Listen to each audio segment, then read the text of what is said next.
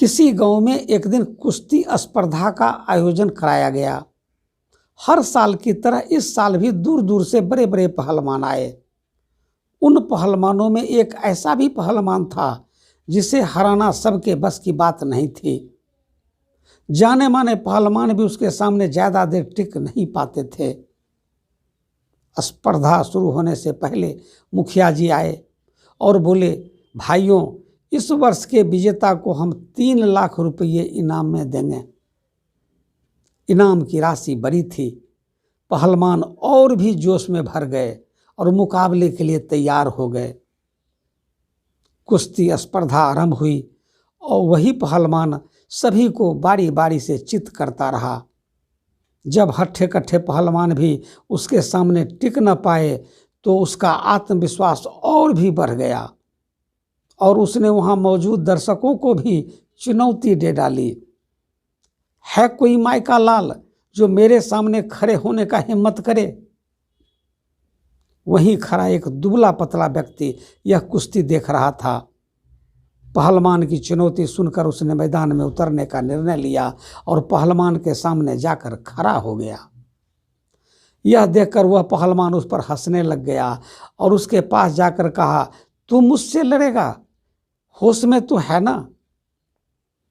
तब उस दुबले पतले व्यक्ति ने बड़ा चतुराई से काम लिया और उस पहलवान के कान में कहा, अरे पहलवान जी, मैं कहाँ आपके सामने टिक पाऊंगा।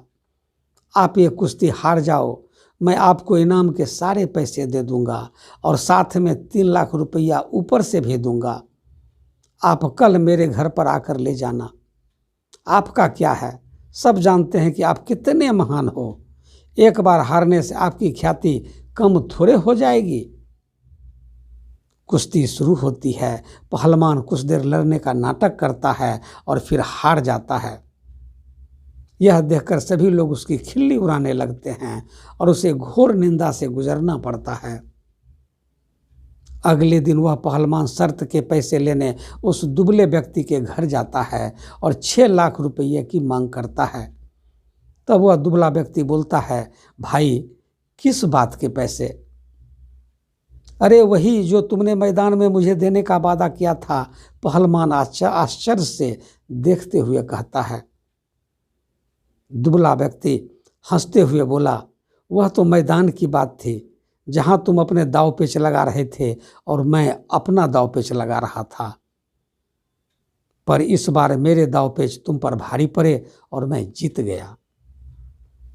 मित्रों, ये कहानी हमें सीख देती है कि थोड़े से पैसे के लालच में वर्षों के कड़े परिश्रम से कमाई प्रतिष्ठा भी कुछ ही पलों में मिट्टी में मिल जाती है और धन से भी हाथ धोना पड़ता है।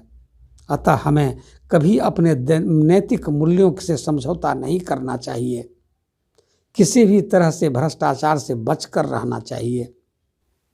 दोस्तों, आज की ये कहानी कैसी लगी कृपया कमेंट करके बताने का कष्ट करेंगे। अगर अच्छी लगी हो तो अपने मित्रों को शेयर करने में कंजूसी नहीं करिएगा। साथ ही अपने चैनल कथा काव्य दर्पण को सब्सक्राइब कर लीजिएगा। फिर मिलेंगे दूसरी ज्ञानवर्धक कहानी लेकर। तब तक खुश रहें, मस्त रहें, व्यस्त रहें। जय हिंद, जय भारत।